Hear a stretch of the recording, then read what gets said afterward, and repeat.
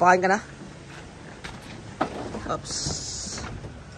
Tuwing umaga, ay ito yung binibigyan natin dito sa mga kambing natin. Wet feeding ang pamaraan ng ating pagpapakain sa kanila. So ito yung feeds natin na hinaluan natin ng konting darak o yung tinatawag nating rice bran. Yan. Kailangan natin tong haluin ng maayos para hindi mapunta lahat sa ilalim ng latak.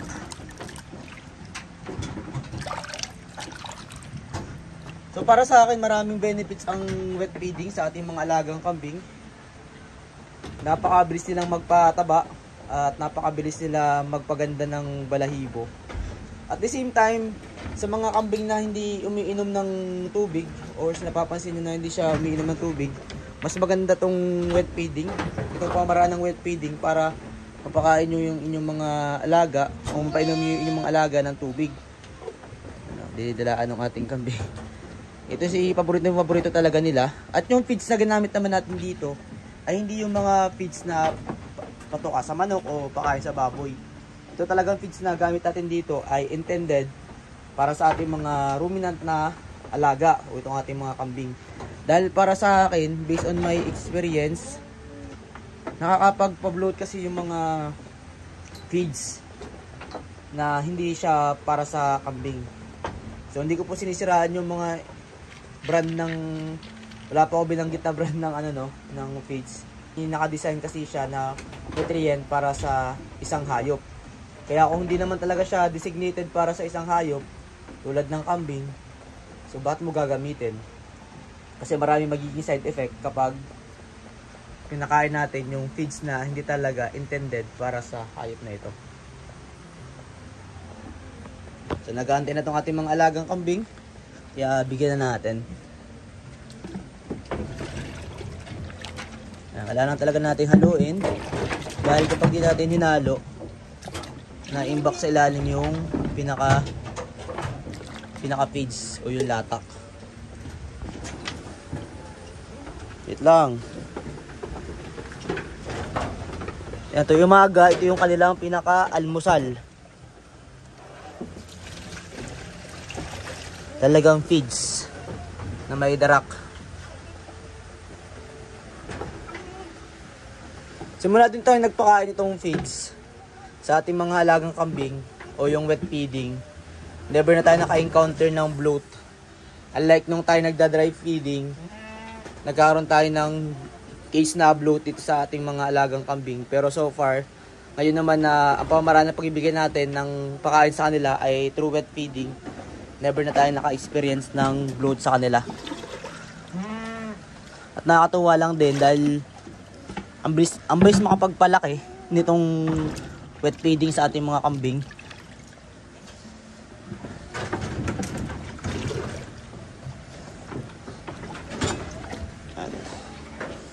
Sa kabila.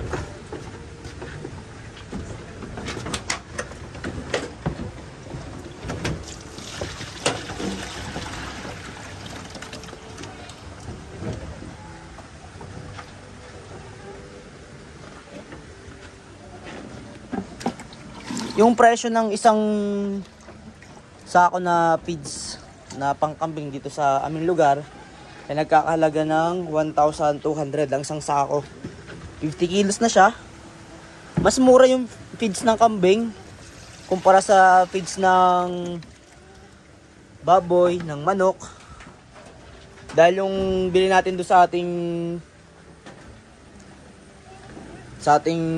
feeds sa ating manok, nasa 2,000 mahigit. Tuto ata yung bili natin.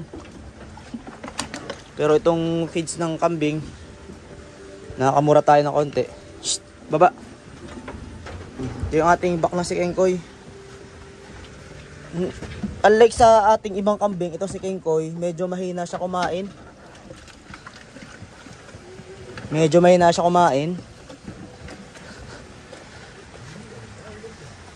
Dahil siguro nangangandi na kasi siya.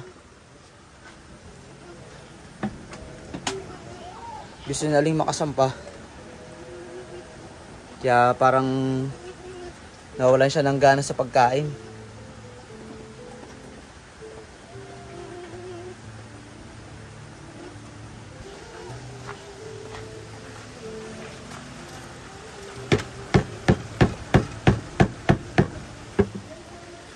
Dito nga di pala sa amin ay may sapa-sapa tayong maliit.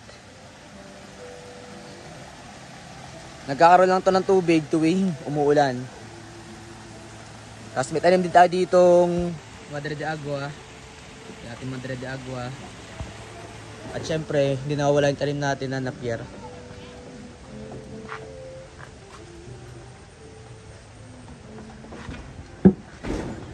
Iniintay lang natin maubos yung ating pinapakain na feeds dito sa ating mga alagang kambing. Dahil pagkatapos na mapagbili tayo ng feed sa kanila, ay magbibigay naman tayo ng kumpay na napier dito sa mga kambing natin.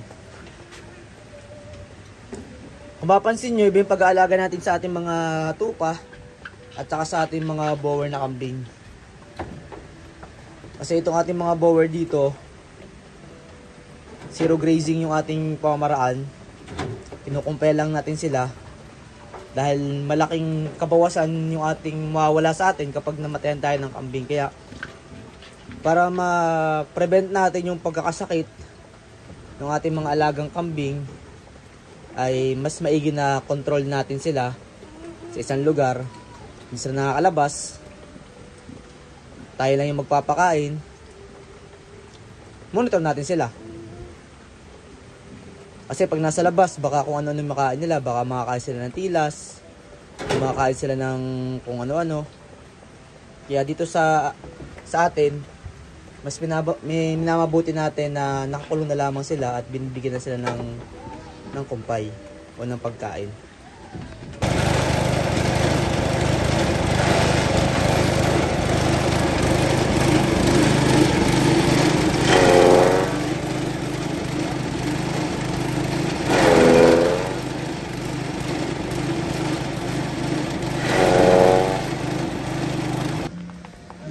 Pagkatapos natin magiling itong ating napier, ang gagawin natin dyan ay papatuyuin lamang natin. Hindi natin agad bibigyan ng basa sa ating mga kambing. Dahil kapag binigyan natin yan ng basa, posible na magtayo ang ating mga alaga. So dito natin nilalagay yung mga napier. Nandito. Dito natin pinapatuyo. Para masigurado talaga natin na walang o hindi basa yung ating ibibigay na napier sa ating mga alaga.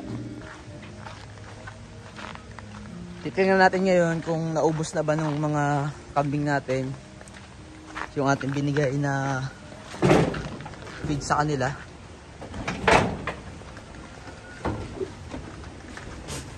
So ngayon ay naubos na nila. Kaya ang so dating gagawin ay magbibigay naman tayo ng napier. Ito na yung mga pagkakasunod-sunod ng ginagawa natin dito sa ating mga alagang bower.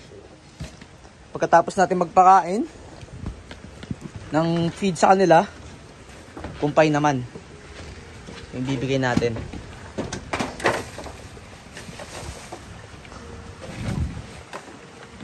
Tapos iintay lang natin maubos yan, at kapag naubos yung napier dito sa kanilang pakainan, tsaka pa lang ulit tayo magbibigay ng panibagong kumpay para may makain pa rin sila.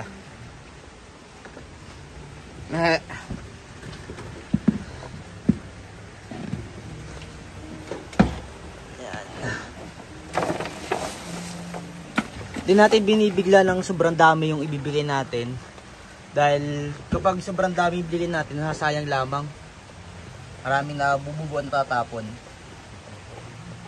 At libitin yung pakain natin dito. Kapag naubusan, bibigay ulit tayo. Kahit gabi na ay may kinakain pa rin sila, o may nakalagay pa rin dyang napier na kumpay sa kanila. Hindi na nawawala ng laman. As much as possible, dapat meron silang kinakain.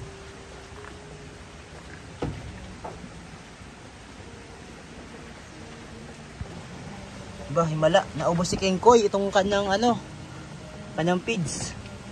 Kasi kalimitan, hindi niya talaga nauubos. Lagi may tira. Pero ngayon, yun o. Naubos niya. Walang tira. Very good, King Koy.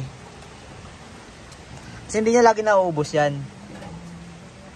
Kaso, sinabi ko kasi sa vlog na hindi niya nauubos. Naubos niya tuloy. Very good, very good.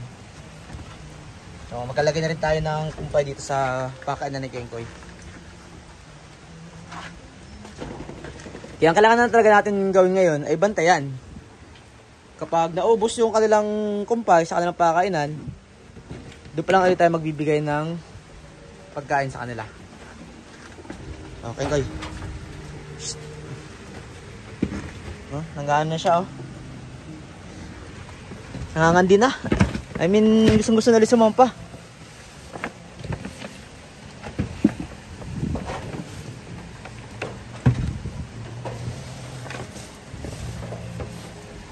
Yan.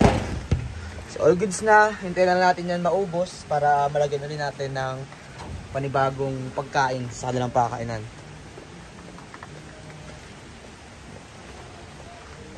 Ang pinaka-plano talaga natin dito is mag-extend pa ng kulungan. Dahil yung kulungan ng ating mga kambing dito ay talaga namang bukod sa sira-sira na, ay sikip na din. Dahil dumadami na rin itong ating mga bower dito. So hopefully, ma-extend na natin to next year. Sana magkaroon tayo ng budget. Para, ayan, yung magkapatid, oh. Para hindi kawawa yung kambing natin. Lalo pag ganitong maliliit, lumalabas na.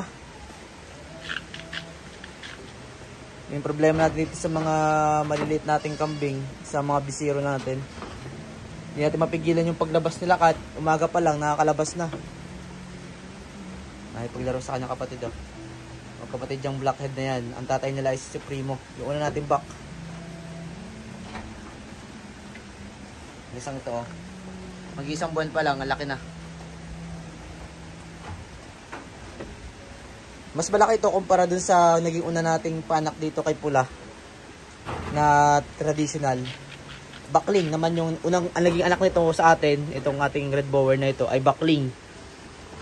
Naibenta na rin natin, pero itong kanyang dowiling na pangalawang anak ay mas malaki kaysa dun sa una niya naging anak. Mas malaki talaga lumaki ang babae kaysa sa lalaki.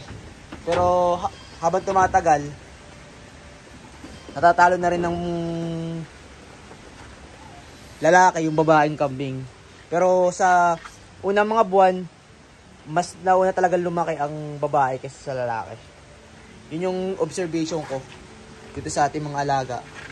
At makalipas ng isang taon siguro, mga ganyan, bumibilis na yung paglaki ng babae, ng lalaki, at babae naman yung bumabagat sa paglaki. Liksin niya, no?